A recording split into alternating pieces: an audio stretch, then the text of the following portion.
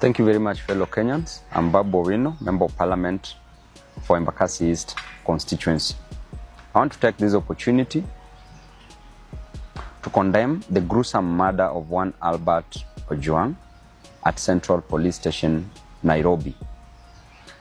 I want to demand that the officers who committed this heinous act must be arrested and charged with murdering one innocent man, Albert Ojwang.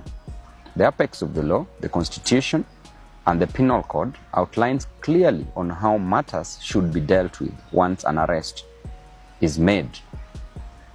Going to an extent of murdering an innocent man, moving all the way from Nairobi, wasting government resources in the name of Subarus, going down to Homa Bay, passing so many counties to arrest one person whose only mistake was to speak the truth on social media, was only to outline how Kenyans are suffering, was only to show Kenyans that there is high cost of living, that there is overtaxation, and that there is unemployment in this country. By pointing out unruly officers in the government by the name Eliud Langat, who is a Deputy Inspector General of Police, you take an opportunity to go all the way to Homa Bay, arrest an individual, arrest Albert, move all the way back to Nairobi, noting that there are so many police stations within Homa Bay County. You bypassed all those police stations, came back to Nairobi, took an innocent young man from the dad with an intention to kill, premeditated the death of one Albert Ojwang. Reaching Central Police Station, you tell us stories which we only hear in movies that Albert Ojwang hit his head severely on the on the wall. Does not add up. It's so sad. And what a time to live in this country, Mr. President, under your watch. You need to take time and reflect. You need to sit alone for a whole day. Reflect how you were brought up.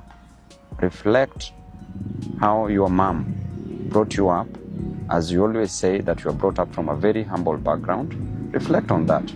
Reflect how far you've come to where you've reached. Reflect on what you want to do to Kenyans and reflect on the legacy that you want to leave behind. And I want to say that it is quite unfortunate that there are so many abductions, there are so many deaths of young men in this country. Since when are young people killed in a nation? Since when are the Gen Zs killed in different nations? Since when? It is only in Kenya that these things are happening. And it is happening because these young men are demanding for justice, social justice, are demanding for their rights. And the extent that we are going as a nation is so wrong because under your watch as the president, so many deaths are occurring.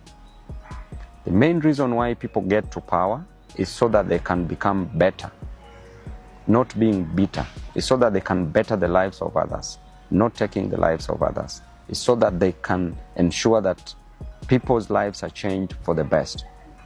But what are we seeing in return? We are seeing bitterness, we are seeing cruelty, and too much cruelty breeds so much hatred, which is now occurring in this country. I want to inform the government that nobody will fear you. You cannot spread fear to a person who has nothing to lose, a person with no jobs, a person who experiences overtaxation, a person who experiences high cost of living, high cost of education, high cost of health. You cannot make such a person be fearful, and therefore you need to change your strategy because they have nothing to lose but just the chains that are tying them tightly.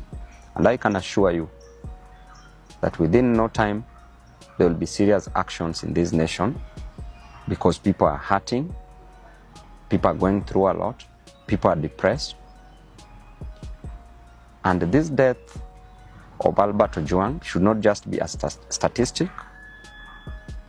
Kenyans should note and take mental note and take action against any other person who might come for their lives. I want to tell you that Albert's dad went through a lot.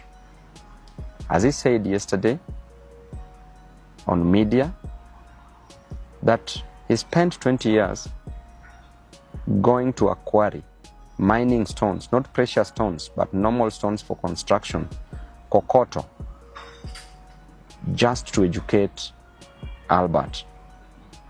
Went through a lot in life to educate Albert.